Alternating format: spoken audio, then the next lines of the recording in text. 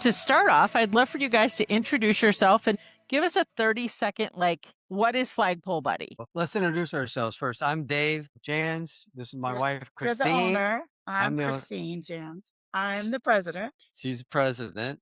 And then outside the window over here, we have Sasha. There she is right there, hanging out. She's I'm Sasha, and I'm the problem. yeah, pretty much she's the problem child. She's the office manager, just Marketing and operations. So I Yeah. run like the day to day and run our social media, and I wear the hat that's given to me for the day. She Yes. does almost everything. It's very hard though, because her head's really big, so we have to get some really big hats. You know, FlagPole Buddy suggests that all you do is flags, but it's going to be so much more than that. So the idea behind Beyond the Brand is getting to know you, the company a little bit, and telling the story behind the story. Beyond the Brand is kind of getting beyond just the products, although those are absolutely important and there's some great products out there. But I think so many people don't know what's out there. So the podcast is very dedicated to talking about you guys, what made you start it, what made you get involved. But then, kind of an overview, and then we're going to deep dive into what your product line is and that sort of thing. Does that make sense? Oh yeah, perfect. Yeah. Awesome. So let's take us back to the beginning. When you guys started, where were you? Were you in the RV space? Well, I was born in a small town, LaPorte, Indiana. Had no idea about RVs. We're talking 66 years ago. And I ended up in aerospace after working in a foundry for a long time. And I ended up going to Purdue University. Yeah, go Boilermakers. Yeah, they're in the basketball Sweet 16. And so after college, I ended up in Tucson, Arizona as an aerospace engineer for Hughes Aircraft. That company went down. I ended up here in California at a company that made turbine engines for aircraft, right? And I think within 2 years, I met you, maybe 3 years of that. And Christine was in accounting and all over the place. And at one time, you were like I even my wore many secretary. Remember hats. that? Mhm. That was kind of cool. She was right over the wall from me, so I could hear her flirting with guys on the phone, and I was on the other side. I would never flirt with anybody. Yeah, it was a great. So we got married 35 years ago, and it's been bliss ever since. That's So awesome. I thought I heard Sasha back there mouthing off. Um, Not a word from me. I hear you back there. See, okay. Is In 2004, I kind of got tired of the corporate life. You go up the ladder and do all that. You have to kind of climb over people and things. It's not very fun. It's just like this sucks. It was just awful. So in 2004, I came up with this idea of how to hold a flagpole on an RV because we would go out to the desert. She taught me all about the desert. I knew nothing. From Indiana, all there is cornfields, right? Forever. So I knew a lot about corn and cows and things like that. So we went out to the desert and I just loved it.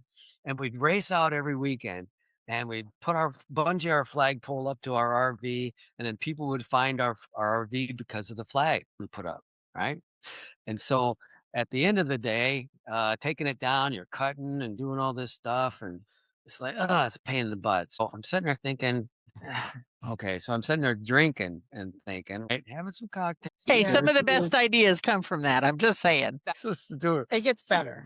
So I'm drinking, I'm thinking there's got to be a way to do this, right? Hold this thing in two spots without having to climb up the ladder and put the pole down into something and hang onto the ladder and zip tie and do all that stuff. So I'm thinking back to my childhood days, right?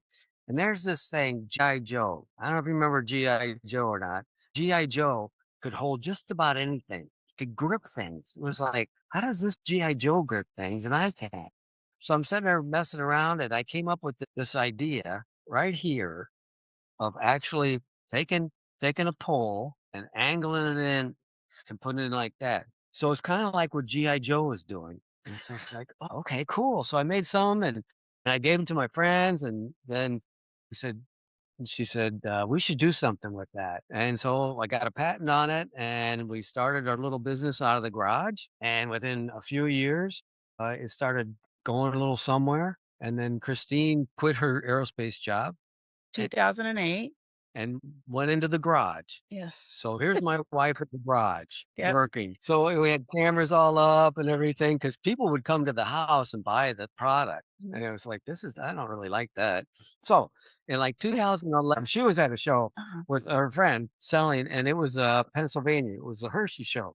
And she calls me. I'm in a meeting in corporate. And she calls me up. She says, "Hey, this guy just came by." I'm like, "Yeah, okay. Was he hitting on you?" She says, "No, no, no. Yeah, he says he's the owner of Camping World and he wants to get our product into his store." Not very trusting. I wasn't. And so I looked him up and I said, "Well, what did he look like?" And she says, "Oh, he looks like this." And like, okay, that's pretty cool. It looks like them. And she said his name, and it's just like, this guy, Marcus Lemonis, owns Camping World. So he asked me to call him. So I called him and talked to him about it. And he says, "I want your product in the store." But wait, before he was on, Marcus, I asked for a business card, and he actually is like, "Well, I don't carry a business card." He's like, "Can you give me a piece of paper and I'll just write my name and my phone number down?" So right there, I'm like, okay. I didn't really trust him. That's why I called David and asked. Yeah. And I Well, just, that makes sense. I mean, I was just at an event last week where, a lot of the senior executives don't carry business cards, or if they have them, they have less than 10 in their wallet. And Yeah. so, yeah. I must be a senior executive because I only carry one. I don't carry any. So you're more senior I'm than more that. So you'd be writing your name down on a piece of paper now too. I would. So the funny thing is, he said, "I'll take. I want to put you in the store. Okay, call the buyer up." Now we've been trying to get in Camping World for years, right? So we knew which buyer to Mhm. call. So we call the buyer up, and a day later she says, "I'm sorry, we can't do that. We're downsizing. We're getting rid of small vendors and things like that." And like, "Okay, well, thank you." And I sent a nice email to Marcus. "Thank you very much. The RV industry's great," and blah, blah, blah. And the next day I get a call from the buyer and she says, "Well, I'll take 2 of everything and put them in our stores." I'm like, okay. So that's cool. So we're doing pretty good there. And then the garage got too big, full of stuff. We had inventory in the house, in the bedroom. It was just crazy. So Camping World started carrying our products. So then it was like, Christine found this place out in El Cajon, California. So then I moved in here, and we've got some good employees. She's out there. Sasha, turn Really your good ears off. employees. Turn your ears off, Sasha. I don't want to hear this. She's really a really, really good employee. She's got great personality. She's great with customer. God, you're making me cry. Stop it. And then we have 2 out in the shop here. They're fantastic also. And then when we make bigger pallets to go into Amazon, our injection mold shop, which is not ours, it's next door, they manage to pallet everything for us. So we don't have as many employees because we outsource a lot of the work from that standpoint, that we don't have to.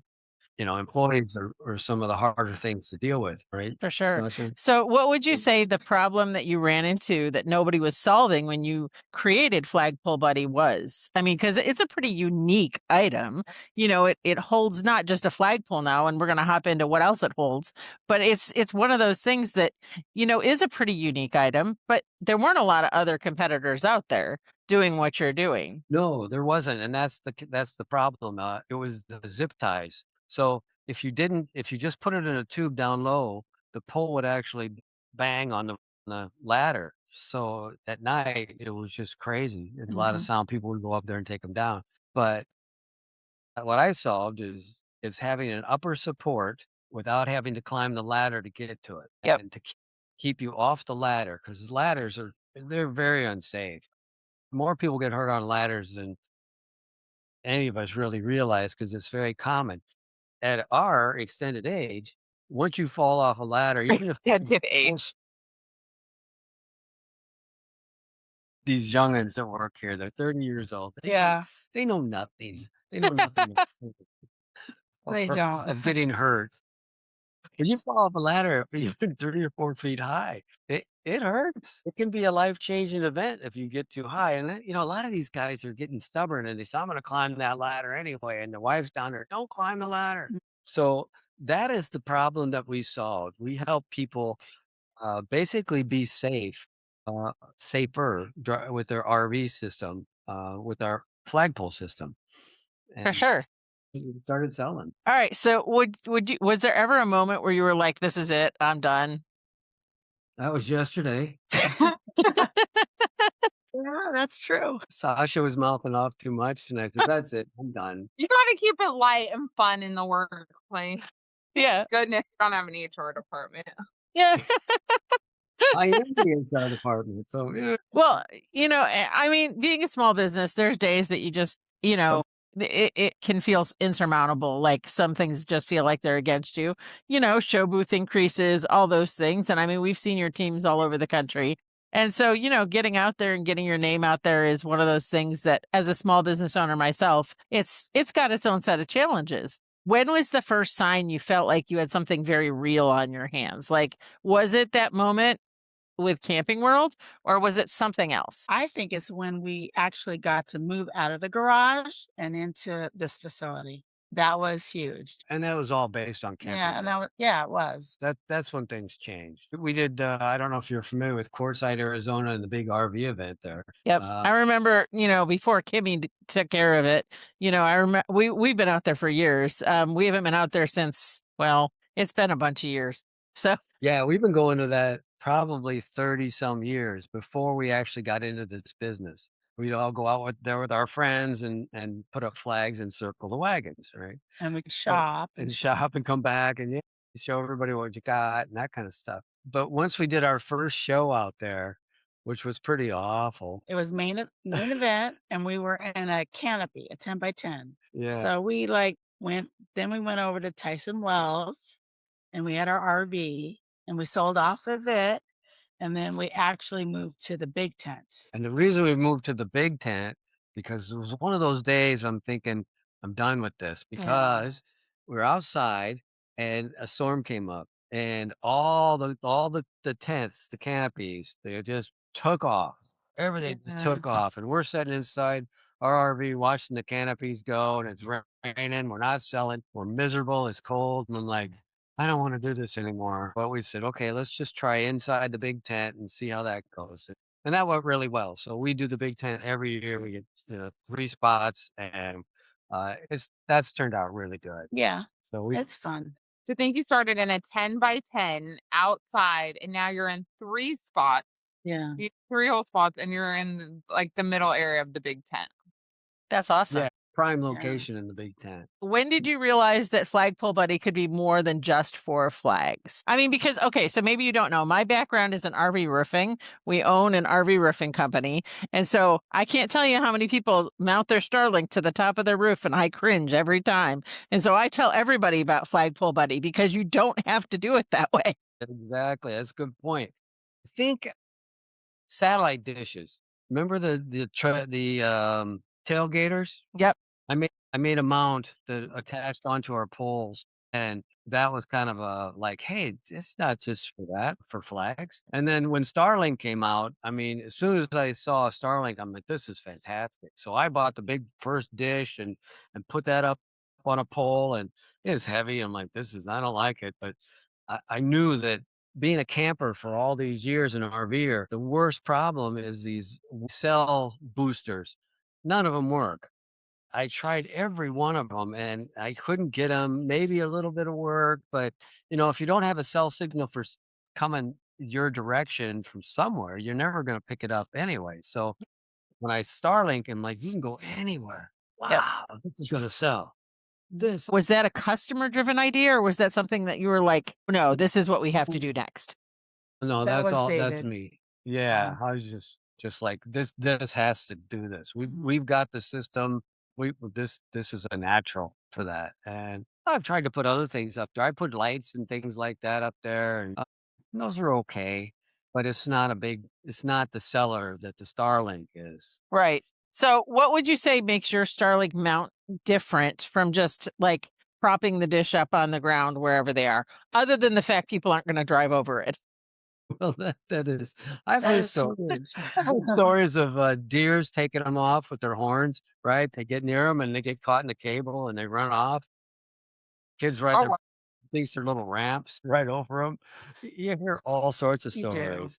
And then, the other problem is that if you're parked next to somebody in a campground and you want to put it out, you got to make sure you put it in front or back or somewhere, because the side of the RV will get in the way. And so I don't know, putting it up above the rig just kind of made sense to me. For sure. And So do you think the Starlink product line has changed how like people think about FlagPole Buddy as a whole then? yeah, Yeah, I would hope. yeah, because there's times I says, well, why don't we change the name to Starlink Buddy? Well, Well, I mean, I think FlagPole Buddy's well branded, so there's that side of it. Do you have any other campsite problems that you're looking at that you could, probably solve with a similar item? We're always thinking of new issues. Oh, I come up with all David is sorts of so stuff. Oh creative. my gosh, my latest one. This is you're familiar with the Starlink Mini? Okay, so this is I have my production. I have 40 3D printers, so I do my own production in Oh, house. nice. So I can design anything, and the next day I can test it out. And if somebody wants something special, I can design it for them. We have there's when we started, there was like one ladder out there, and it was a 1-inch diameter ladder. So I hard tooled for that. And then next thing, there's a bigger one, 2-inch. Now there's square ones. Now there's rectangular ones. Now there's octagonal ones. There's 14 variations we have. Wow. So I've designed and we print those. So whoever wants something, if somebody calls and says, "Hey, I got this kind of ladder," and I said, "Well, measure it." Boom, I'll make you a mount for it. Not a problem. So things like this is one of my newest things. This is what we call the fist. As you can keep, it's a fist, and it holds a Starlink Mini. So what you'll do, it's on the suction cup, not quite all the tight, but it's on a suction cup. And what you'll do is you go rotate it to wherever you want. That's really cool. So now you'll put it on Yeah. the side of your RV anywhere you want. You can put it on your van. You can put it on the hood of your car and tilt it this way. It goes just about anywhere. That's one of our big items now is these industrial strength suction cups with our proprietary white material. Well, and they hold really well. We've been in a windstorm up to 70 miles an hour with them. And I mean, we've gone out to check it and it's still holding strong. It is a great suction cup. It really does what it's supposed to do. What would you say surprised you about how the community, like the RV community, responded to your product? Does anything surprise you, Dave? What did you say, Sasha? Does anything surprise you? No. Well, I'm surprised that I'm not surprised by much. Some things that don't sell. I am surprised at what doesn't sell. We have some lights that don't sell. Really cool. So like a sparkler, right? It fans out and it's solar powered, and you can crush it down and store it. And it's not Make it into all different shapes. yeah, you can make it into heart shapes. You can make it into a scorpion, all sorts of things. And I'm just like, I don't get it. It's not selling. So if it means anything, I don't think I've ever seen one of those, and I've been a full-time RVer for 13 years. So maybe it's that people don't know that it exists. That's true. And they did just come out in January of this year. So it's only March. I know, but So they could find those on the website? Yes. Okay, gotcha. All right. So what would you say is your core customer, and has that shifted over the years? yes, it has shifted. When we first started out, it was just the RVer that was going on vacation or, maybe a couple of weeks on the road, that kind of thing. But what happened was COVID, that pandemic really, really put us on the map, I think, because at that point, the only place to go where you could be safe without having to wear a mask was your RV. So your whole family's in your RV. They're traveling all over the country. They couldn't make enough RVs. Yeah. And with RVs, they want accessories. And guess what? One of ours was an accessory. I look at us like um, a golfer, right? You go to the golf club, right? And the resort, and you're talking to your buddy, and he says, "Hey, I got this new titanium bubble. Wow, look at this. This is so cool." Next thing you know, he's got it. And the other guy's got it. And it's the same kind of thing with our product. The guy putting up his flagpole does that like that. And they says, "Hey, how'd you do that? That's really cool." And I says, "I want that." And so then they get it. It's kind of like that. It's a mentality thing. It's not a necessity item at all. People, it's a nice thing to have. And so I kind of am like, okay, those groups were great. But then after COVID, what happened is everybody wanted to work on the road. And so the Starlink thing just boomed. And so now our market is kind of changing to younger people who are full timers with their families on the road and using the Starlink. Change some. Yeah. Well, and I mean, I think too, a lot of people, even people that fly a flag, maybe don't fly a flag as much anymore. I think that a lot of that has changed over the years. And you see that at the shows, where there used to be, hundreds of flags up. People don't take the time to do it. But boy, do they set up their Starlink because you can't have it without watching TV or something.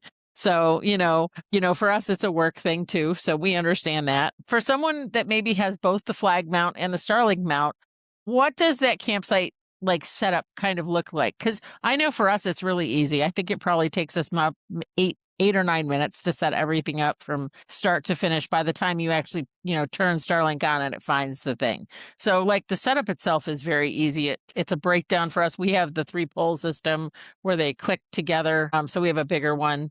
We don't have the mini mount yet. We have a mini mount for our truck, but not through you guys. And so that's a different type of mount. And it's actually because my husband will go to job sites where he's off grid a lot of times. And that's sometimes the only way he can keep in touch with us from wherever he is. So we have one on the truck. But I bet that one that you just showed would be a good mount for that because he could do that wherever he wanted to. So Not only that fist, but there's a few other flat mounting options now. So there's the fist, the sidearm, and a flat mount. okay. And there are suction cups on it that has done really well. And we are actually working on, we talk about a change of customer. We are starting to dabble in the overland community. So a lot of those off-grid or vehicle users that are using the mini, we have quite a few tailored options for that. That's awesome. So is there a sequence that you'd recommend if someone were looking at, a FlagPole Buddy mount for their Starlink? Where would you'd first probably start by asking, what kind of Starlink system do you have? Yes. So walk me through that. Sasha, you take care of this. Yeah. So go ahead. If you called me and said that you had a Starlink and you're looking to put it, usually a customer's going to tell me if they're looking to put it on an RV or what they're looking to put it on. I'd ask you what generation you have. And then if it's going on an RV, my first option to you is going to be a ladder mount because that's our bread and butter. It's what we're known for. And it's the easiest option to set it and forget it, right? Especially if it's somebody who's an older crowd, who's a full-time RVer. You put it up and you just have to take your pole up and down. Easy peasy. My next option would be on an RV would be suction cups because now you can move it around the ladder, right? So if you're somewhere where there's tree coverage or for whatever reason you're not getting good service, you can move it around the ladder to wherever's best or move it around the RV to wherever's best for you. Now, if you're somebody who's taking your Jeep out, you have a mini and you need something on the RV and you also need something on a vehicle, you could easily have your ladder mount. Again, that's where I'm going to tell you to go first. But then we can put a flat mount or the sidearm or any of the suction cup options onto your car. So I think they're all a good complementary too. If you are an RVer who goes out, you'd have the core item and then you can add something else to it. If you're not a big RVer and you're just an overland kind of person, you go out, you're a weekend warrior, you're off the grid or what have you, the flat mounting options are going to be the best. Nobody really wants to put 13 feet of pole onto a 4Runner or a Jeep or what have you. Right. No, that makes perfect sense. So what would you say is something that people consistently get wrong about the FlagPole Buddy? I know it's a tough question. Get wrong. Do they confuse you with other brands? Do they? Yes. So it's not that they confuse us with other brands. It's going back to when FlagPole Buddy started, it answered a problem that wasn't being answered anywhere else. Now everybody thinks they can answer that problem and the market is oversaturated with things that are not up to par for the price. So thankfully, FlagPole Buddy's been around for the amount of time it's been around, has a proven track record of you get what you pay for. So that price for product discrepancy, because there's so much of it out there, that would probably be one of the bigger issues. Yeah. Yeah. No, that makes perfect sense. So if someone was on the fence about getting a Starlink mount specifically, what is one thing that usually seals the deal for them to get a mount with FlagPole Buddy? Convenience, customer service, warranty, the fact that you talk to a person and not an AI generated not human being, I guess. We're people, we're not just a business. And usually that all of those things, along with the quality of what you're getting, is why people shop with us. Well, and mine has lasted forever. I mean, I would actually have to ask my husband how long we've owned it. I mean, we've had it since at least 2022 when we got our Starlink mount. It looks brand new, just like we just bought it. So it's not like it's weathered or anything. The quality is 100% there. What would you say the community means to a brand like yours in the RV world? Dave, Christine? Oh, community is huge. I mean, we are customer based and we always want to help the community. Yeah, being RVers, we understand what the RVer needs, and Yeah. so we can try to help them. And the RV, I got lucky, I think. Well, one, I got lucky with you, but the other, I got lucky Aw. is the industry we're in. Not knowing, not intentionally being in this industry, but the industry is a happy industry, right? People go It's RVing. fun. They want to go out and have Yes. fun. We've done some trade shows. We've done some fairs, right? It's awful because people go to fairs and a lot of them aren't happy people. And so it's like, I don't want to be around unhappy people. I spent 30 years in corporate life being around unhappy people, and I don't want to do that anymore. We don't do any other shows but RV shows. Once in a while you'll find this cantankerous old man, but usually after you get through it a little bit, he'll laugh and smile, and especially at the girls. I'm just kind of there as, I don't know, just to be a bother. Be there. No, not true. All right. So where can our listeners find you? Where's the best place to go shopping for a Flagpole Buddy or learn what it is?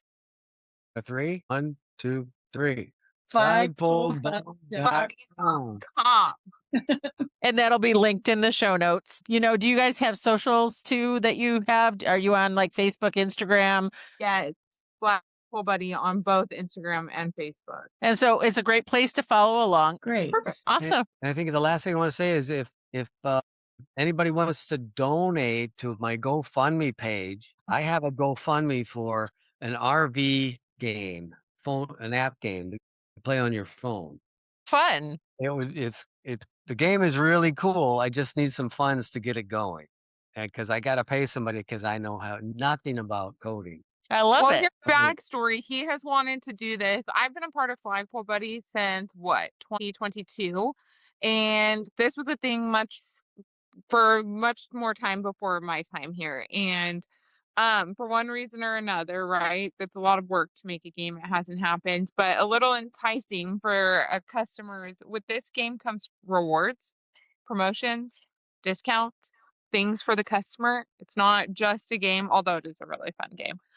It's a win-win for everybody. So if there's a developer out there right now listening, Call us. Yes, call us. Yeah, exactly. So that's awesome. Well, thanks for tuning in to this episode of Learn to RV, the podcast on our Beyond the Brand series. I just want to thank you guys for joining us. Dave, Christine, and Sasha, Flagpole Buddy is one of those names in the industry that is well known, and we'd like to keep it that way. So we'd like to keep you in business as long as we can.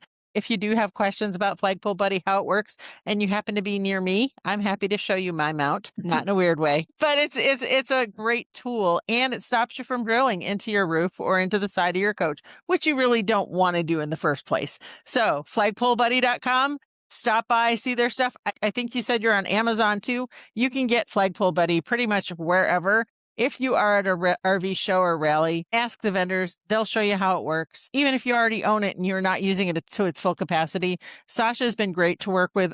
I've been dealing with her for a couple months now, trying to get this episode recorded, and she is constantly replying back to me right away. And so if that's the type of team that they have, then that's the type of team you're going to have all the way through. So thanks, guys. Thanks for being on Beyond the Brand, and we'll see you around the campfire. Great. Sounds great. Thank RV you. on.